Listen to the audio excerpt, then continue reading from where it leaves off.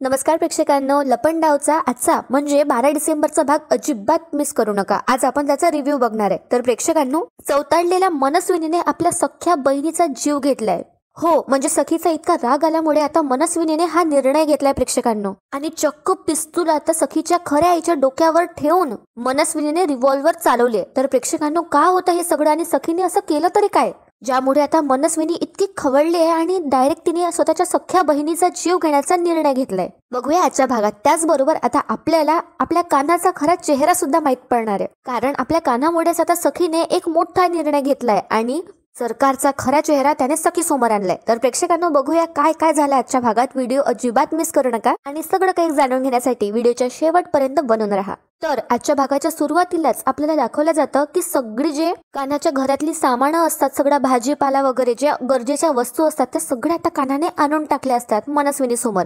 आणि मनस्विनी म्हणते आता कान्हाला, व्हेरी गुड, मी सांगितल्याप्रमाणे तू सगळं केलं असंच। बाय द वे, तू हे स्वतःच करायला पाहिजे होतं, पण ठीक आहे। सुरुवात खाण्यापासून करायची आणि तिला त्या सखीला त्या घरात काहीच खायला मिळालं नाही पाहिजे, तरसली पाहिजे ती प्रत्येक गोष्टीसाठी। आणि काय ना, ती तर काही स्वतः बनवूच नाही शकत, कारण तिचा तर हात मोडलाय। आणि बाहेरून ऑर्डर करायची म्हटलं तर तिच्याकडे तर पैसेच नाहीये। आणि त्यानंतर मनस्विनी कान्हाला म्हणते, आणि तू तिला पैसे देणार का? तर कान्हा म्हणतो नाही नाही। पुढे आता परत ही मनस्विनी म्हणते, आणि मग तू तिला काय देणार? तर कान्हा म्हणतो त्रास। तर त्यावर आता मनस्विनी म्हणते कान्हाला, बरोबर, त्रास, त्याच्यासाठीच पैसे मोजलेत ना मी। आता तू काय करायचं तुझं तू बघ, तो त्रास तू दे किंवा चाडकरांना द्यायला लाव। तर प्रेक्षकांनो, इथे आता कान्हाला खूप विचित्र वाटत असतं की कोणत्याही आपल्या स्वतःच्या सख्या मुलीला इतका त्रास द्यायला लावेन म्हणून। आणि या सरकार समोर आता इथे कान्हा घाबरण्याची ऍक्टिंग सुद्धा करत असतो, तिला डाऊट नाही आला पाहिजे म्हणून। पण कान्हाने ऑलरेडी सखीची सोय केली असते सखीच्या खाण्यासाठी। बघूया आपण ते पुढे। तर इथे काय होतं, मनस्विनी तिला काही होऊ देते, उपाशी मरू देत, मला काहीच फरक पडत नाही, अशी आता ती कान्हासमोर म्हणते। आणि पुढे आता ती म्हणते मला फक्त रिझल्ट हवे आहे। आणि बघा प्रेक्षकांनो, इथे आता काय होतं, मनस्विनी ज्यूस पीत पीत एका चेअरवर जाऊन बसते आणि कान्हा आता तिच्याकडे बघत मनात म्हणतो की घाबरणं आणि घाबरण्याचं नाटक करणं यात फरक असतो तेजस्विनी कामत। पण हे तुला आज नाही कळणार, पण जेव्हा केव्हा तुला कळेल ना, तेव्हा तुला काहीच करण्याच्या तो मनस्थितीत नसणार आहे। आणि राहिला प्रश्न आता सखीच्या भुकेचा, तर तो प्रश्न मी आधीच मिटवलाय। प्रेक्षकांना आता आपल्याला फ्लॅशबॅक दाखवलं जातं की कान्हाने ऑलरेडी गॅसच्या किचनच्या ओट्यावर सखीसाठी एका ताटात झाकून पुरणपोळ्या ठेवल्या असतात। आता कान्हाला आठवतं आणि कान्हाने ऑलरेडी आता सखीच्या ब्रेकफास्टची जेवणाची सोय करून ठेवली असते। आणि त्यानंतरच तो सगळा भाजीपाला वगैरे घेऊन तिथून निघाला असतो सरकारकडे, सरकारच्या बंगल्यावर। आणि जाताना आता कान्हा म्हणतो, म्हणजे सखी झोपलीच असते आधी जेव्हा कान्हा तिथून निघतो, तेव्हा आता कान्हा म्हणतो हे सगळं घेऊन जरी सरकाराच्या बंगल्यावर जाणार असलो तरीही बेबी सरकारांना त्रास नाही होऊ देणार। आता मस्तपैकी पुरणपोळी खा बेबी सरकार, असं म्हणत आता कान्हा तिथून निघून जातो। आणि सगळं आता कान्हाला आठवतं की त्याने ऑलरेडी सोय केली असते सखीच्या जेवणासाठी। आणि कान्हा आता मनात विचार करू लागतो की सखी मॅडम आता मस्तपैकी पुरणपोळी खात असतील। तर प्रेक्षकांनो, इथे आता आपल्याला दाखवलं जातं की सखी काहीतरी खाण्यासाठी शोधत असते, इकडे तिकडे सगळीकडे बघत असते ती। तर तिला एक भरणी दिसते, त्यामध्ये मीठ असतं। त्यानंतर तिला सेम दुसरी एक भरणी दिसते, त्यामध्ये तिला असं वाटत असतं की हे गडी साखर आहे म्हणून। आणि ती आता सखी खायला घेते, पण ते तुरटी निघते प्रेक्षकांनो। आणि सखी आता स्वतःला म्हणते, छी हे तर तुरटी आहे। आणि आता सखीला लगेच पाणी प्यायचं असतं, पण पूर्ण खोलीत ती शोधते, पूर्ण भरण्यात, गुंड्यात, माठात, पण कुठेच पाणी नसतं। त्यानंतर प्रेक्षकांनो, काय होतं, घरात आता पाण्याचा एक थेंबही नसल्यामुळे सखी आता दाभाडे मावशींना फोन करते आणि म्हणते दाभाडे मावशींना मला विचारावं लागेल पाणी आहे का तर त्यांच्याकडे। तर दाभाडे मावशींना आता फोनला रिंगत जाते, पण दाभाडे मावशी कॉल रिसीव्ह नाही करत। तर प्रेक्षकांना आता फायनली सखीचं लक्ष जातं त्या ताटाकडे, ज्यामध्ये आता कान्हाने पुरणपोळ्या ठेवल्या असतात। तर सखी आता लगेच जाते आणि ताटावरचं झाकण उघडते आणि बघते त्यात 2 पुरणपोळ्या ठेवल्या असतात। पण आता सखी तिच्या एका हाताला लागलं असतं म्हणून ती आपल्या डाव्या हाताने आता ती उचलायचा प्रयत्न करते, ते ताट उचलण्याचा प्रयत्न करते ज्यामध्ये पुरणपोळ्या असतात। पण ते ताट आता सखीच्या हातून घसरते आणि 2ही पुरणपोळ्या आता जमिनीवर पडतात। आणि आता बिचाऱ्या सखीला उपाशीच राहावं लागतं। सखी आता ती एक पुरणपोळी आपल्या हाती घेते आणि म्हणते नाही, मी हे नाही खाऊ शकत। आणि आता सखी रडू लागते। सखी आता उंबरठा ओलांडण्याचा प्रयत्न करते, पण तिला आता आठवतं की थोड्याच वेळ आधी सरकारचा तिला व्हिडिओ कॉल आला होता आणि तिने खूप ठामपणे सांगितलं होतं की मी इथे खूप मजेत आहे आणि मी माझं बघून घेईल। तर हे शब्द आता सखीला आठवतात। सखी आपला पाय मागे घेते आणि सखी स्वतःला म्हणते पण की नो वे, मी नाही राहू शकत या चाळीत। हो, या चाळीतली माणसं सगळी चांगली आहेत, इथल्या कंडिशन्स बघून मी इथे कायमस्वरूपी नाही राहू शकत, असं म्हणत आता सखी ढसाढसा रडू लागते। आणि सखी आता चाळ सोडून जाण्याचा निर्णय घेते आणि सखी आता पूर्ण रेडी वगैरे होते आणि जात असते ती बाहेर। त्या तिला खोलीच्याच बाहेर, तिच्या कान्हाच्याच घराच्या बाहेर किरण दिसतो आणि किरण म्हणतो सखीला गुड मॉर्निंग वहिनी। पण आता किरणचं लक्ष जातं सखीच्या त्या मोठ्या ट्रॉली बॅगकडे, ज्यामध्ये तिने सगळं आपलं सामान भरलं असतं. तर त्यावर आता किरण म्हणतो, काय झालं वहिनी, कुठे जाताय का तुम्ही, काही प्रॉब्लेम आहे का? तर सखी त्यावर काहीच उत्तर देत नाही. तर आता किरणच्या लक्षात येतं की काहीतरी गडबड नक्कीच आहे आणि किरण म्हणतो, कान्हा आहे का घरात? आणि किरण आता आवाज देतो कान्हाला. तितक्यात सखी पटकन तिथून निघून जाते. तर आता किरण सखीच्या मागे मागे जातो आणि म्हणतो, वहिनी काय झालंय तुम्हाला, कुठे जाताय तुम्ही? तर सखी काहीच उत्तर देत नाही. तर किरण बिचारा तिच्या मागे मागे जातो आणि म्हणतो, वहिनी प्लीज काहीतरी सांगा, प्लीज थांबा, कान्हा पण नाही इकडे. तर सखी आता किरणला म्हणते, नाही मी नाही थांबणार इथे. तर आता चाळीतल्या बाया सुद्धा एकदम उठून बघतात हे सगळं, त्या सगळं बघत असतात. तर त्या म्हणतात, बापरे ही कुठे चालली बॅग घेऊन?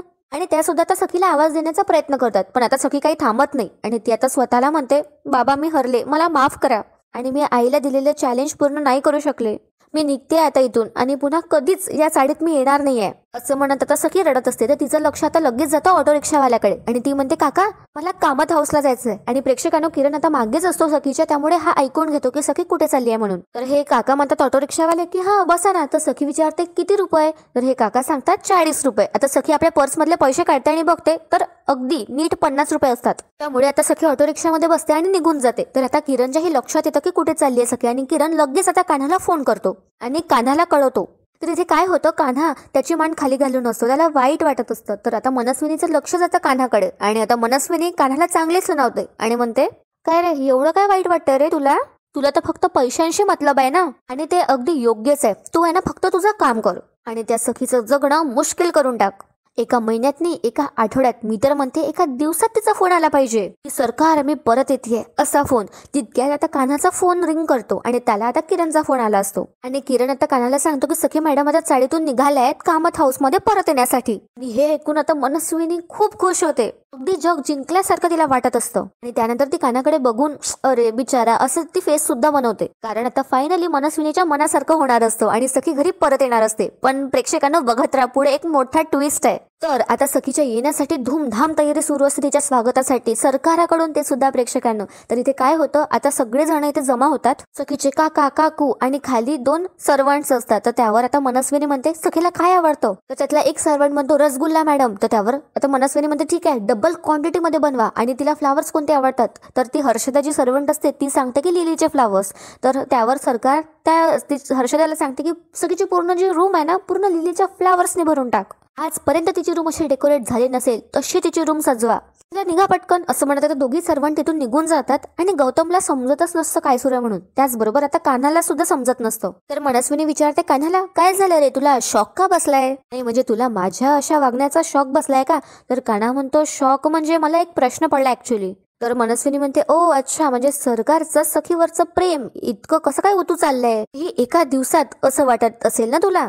तर कान्हा म्हणतो तुम्ही आणि एवढं सगळं करताय तर हा प्रश्न पडलाय. तर मनस्विनी म्हणते अरे प्रेम बीम सगळं मूर्खपणा असतो, मला सखीला फक्त एकाच गोष्टीची जाणीव करून द्यायची होती, म्हणजे तिने काय काय मिस केलं हे घर आणि ती आता जिथे कुठे त्या घाणीत राहतीये ना त्या चाळीत, यातला फरक मला तिला दाखवून द्यायचा होता, म्हणून मी हे सगळं करते. पण हे सगळं जाऊ दे, तू सांग काय रे कान्हा एका दिवसात तू असं काय केलंस की सखी पडून धावत पडत परत येतेय ते चाळ सोडून माझ्या घरात?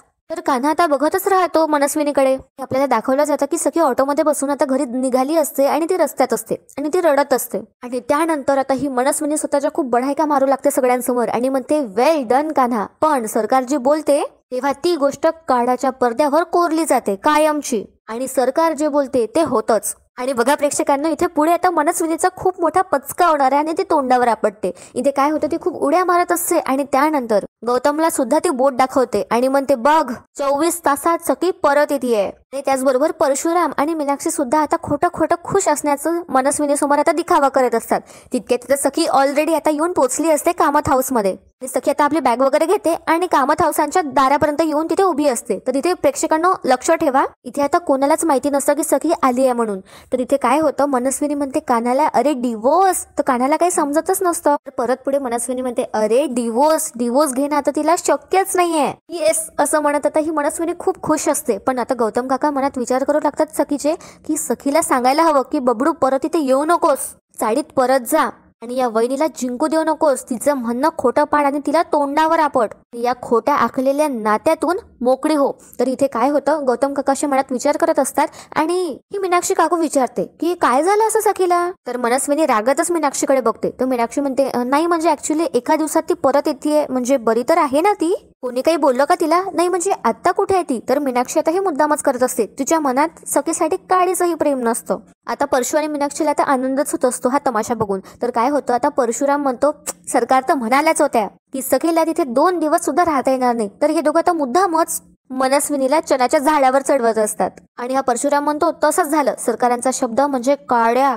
दगडावरची पांढरी रेख. काय काय हा मोठ्या गोष्टी आता करत असतो या सरकारला खुश करण्यासाठी. तिथे बघा प्रेक्षकांनो कान्हाला खूप वाईट वाटत असतं आणि कान्हा आता मनस्विनीकडे बघतो आणि मनात स्वतःशी बोलतो की जर सखी तिच्या आईसमोर हरली तर तिचा नवरा म्हणून हे माझंही अपयश असेल. मला माहिती आहे की तिचं या बंगल्यात राहणं खूप जास्त गरजेचं आहे माझ्यासाठी, कारण तेव्हाच मी माझ्या ध्येयाच्या जास्त जवळ जाईल. पण नाही, माझ्या ध्येयासाठी मी आधीच सखीचं निरागस मन दुखवलंय, पण आता नाही, कारण माझं ध्येय पूर्ण करण्यासाठी इतर मार्ग सुद्धा आहे. त्यामुळे आता सखीला या पिंजऱ्यात परत आणणं हे मार्ग निश्चितच नाहीये. आता असा निर्णय कान्हा घेतो आणि कान्हा मनात म्हणतो की काहीतरी मला करायला हवं कान्हा. आणि बघा प्रेक्षकांनो आता कान्हा काय करतो. आता फक्त इथे कान्हाचं लक्ष जातं सखीकडे की सखी ऑलरेडी दारात येऊन आता उभी झाली असते फायनली, आणि सखीकडे सध्या तरी कोणाचंच लक्ष नसतं, फक्त कान्हाची नजर पडते सखीवर. त्यामुळे बघा आता कान्हा काय करतो. कान्हा इथे आता मुद्दामच सखीला चिडवतो आणि लगेच आता तो मीनाक्षी काकू आणि परशु समोर येऊन उभा राहतो आणि म्हणतो अगदी बरोबर बोलेत काका काकू तुम्ही. म्हणजे सरकारांचे निर्णय कधी चुकूच शकत नाही.